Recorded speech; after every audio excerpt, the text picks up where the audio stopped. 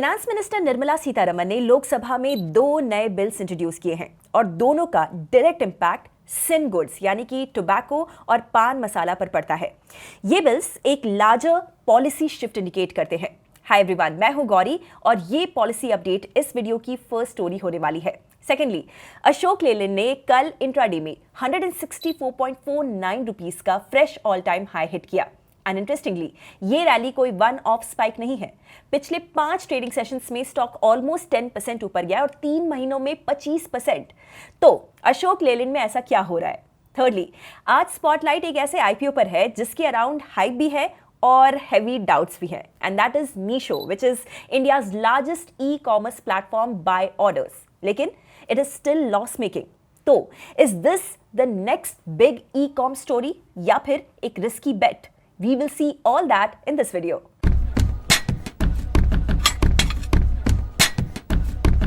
पहली स्टोरी में अभी तक सिगरेट्स, च्यूइंग टोबैको, पान मसाला जैसे प्रोडक्ट्स पर जीएसटी के ऊपर एक कॉम्पनसेशन सेस लगता था। ये सेस ओरिजिनली 2017 में जीएसटी लॉन्च के टाइम पे इंट्रोड्यूस हुआ था 5 सालों के लिए, ताकि स्टेट्स को रेवेन्यू लॉस का कॉम्पनसेशन मिल सके। फिर कोविड के बाद सेंटर ने स्टेट्स को कॉम्पनसेट करने के लिए जो लोन्स लिए थे उनको रीपे करने के लिए ये सेस और 4 सालों के लिए एक्सटेंड कर दिया गया टिल मार्च 2026।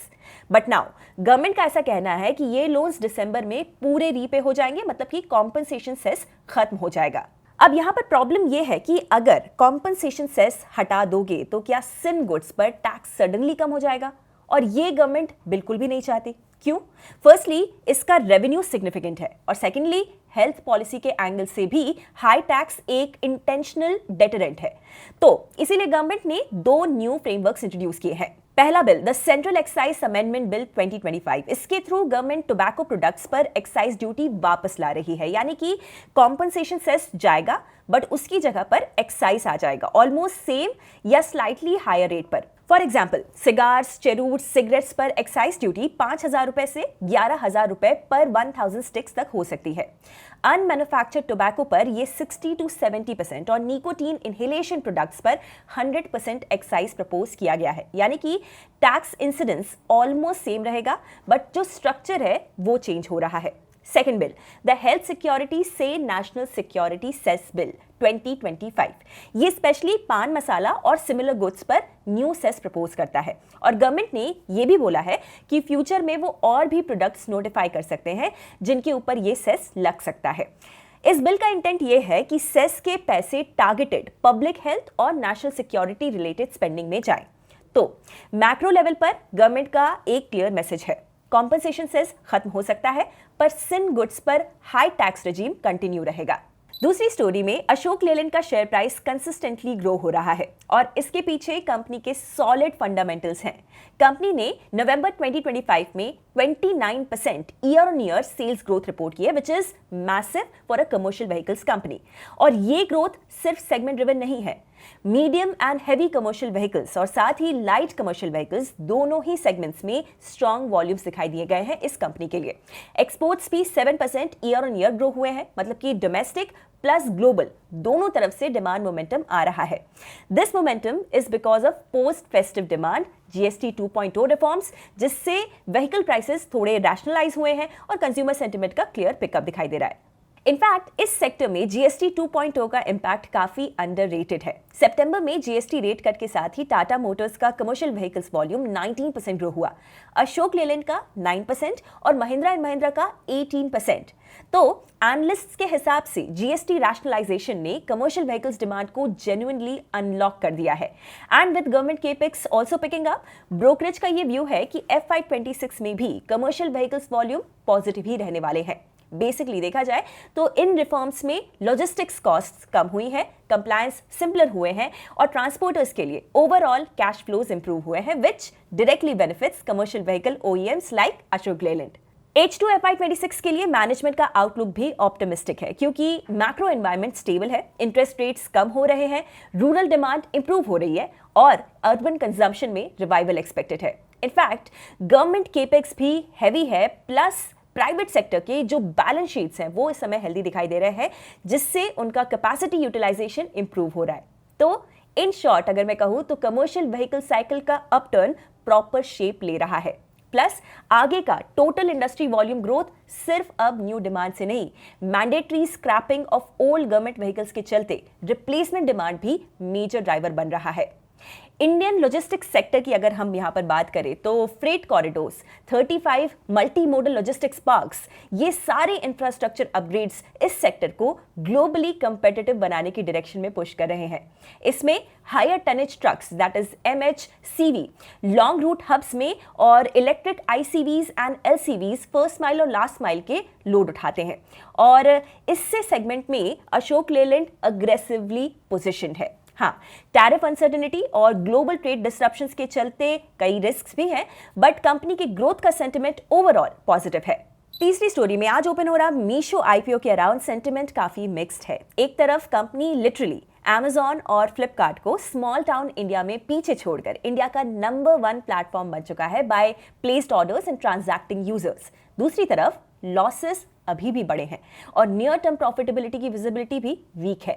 तो क्या ये लॉसेस रेड फ्लैग है या स्केल अप का नेचुरल पार्ट? मीशो की ग्रोथ कोई नॉर्मल ग्रोथ नहीं है।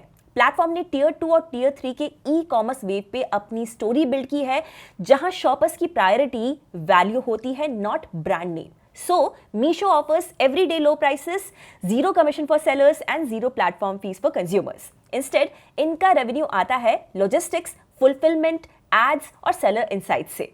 और रिजल्ट ये है कि FY23 से FY25 के बीच ई कॉमर्स यूजर्स सिर्फ 11 से 12% ग्रो हुए, बट मीशो के ट्रांजैक्टिंग यूजर्स 46% जंप कर गए। Women led adoption specially strong है, with more than 50% users being females. और इनके 88% ऑर्डर्स टॉप 8 सिटीज के बाहर से आते हैं।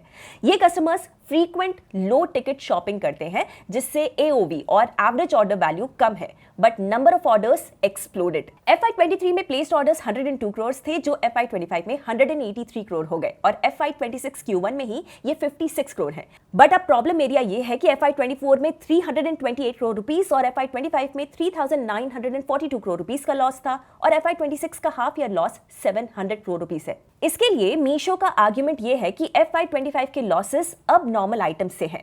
यूनिट इकोनॉमिक्स एक्चुअली इंप्रूव हो रहे हैं। ऑपरेटिंग कैश फ्लो FY25 और FY24 दोनों में पॉजिटिव थे, बट यस, प्रॉफिटेबिलिटी अभी भी अनप्रूवन है।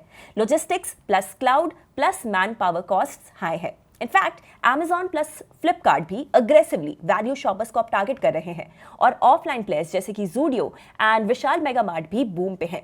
However, फोरकास्ट के अकॉर्डिंग FY30 तक इंडिया ई कॉमर्स मार्केट 15 से 18 लाख करोड़ रुपीस का हो सकता है और इस ग्रोथ में major contribution small town India का होगा, एग्जैक्टली वो सेगमेंट जिसमें मीशो ऑलरेडी किंग है। तो इसमें एनालिस्ट्स का ओवरऑल व्यू ये है कि इसकी near term earnings visibility limited है, yes, but long term opportunity है, प्लस फंडामेंटल्स भी इंप्रूव हो रहे हैं, which will be a good thing for the company in the future. तो ये थी आज की 3 स्टोरीज। एक तरफ सिन गुड्स के टैक्सेस में स्ट्रक्चरल ट्वीक हो रहा है, जो इंश्योर करेगा कि गवर्नमेंट रेवेन्यू स्टेबल रहे और पॉलिसी स्टांस भी मेंटेन रहे। तो शॉर्ट टर्म में प्राइसेस ज्यादा चेंज होने के चांसेस नहीं है, बट लॉन्ग टर्म में गवर्नमेंट के पास हेल्थ या रेवेन्यू कंसिडरेशंस को लेकर रेट्स बढ़ाने की फ्लेक्सिबिलिटी आ रही है। दूसरी तरफ अशोक लेलैंड की रैली सिर्फ एक गुड सेल्स मंथ की स्टोरी नहीं है, ये एक्चुअली 3 लेयर्स का कॉम्बिनेशन है। Strong November volumes, industry wide structural tailwinds due to GST 2.0, logistics modernisation and company's cyclical recovery in FY26।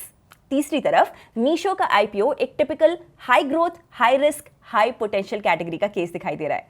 Company के बिजनेस मैट्रिक्स सुपर हैं, पर प्रॉफिटेबिलिटी अभी भी अचीव नहीं हो पाई है। So it will be interesting to see how this small town India growth story plays out. अगर आपको ये वीडियो, ये पॉलिसी अपडेट, कंपनी अपडेट और स्टार्टअप IPO अपडेट अच्छा लगा हो तो प्लीज लाइक कीजिए इस वीडियो को, शेयर कीजिए, and I will see you in the next video. Investment in securities market are subject to market risks. Read all the related documents carefully before investing.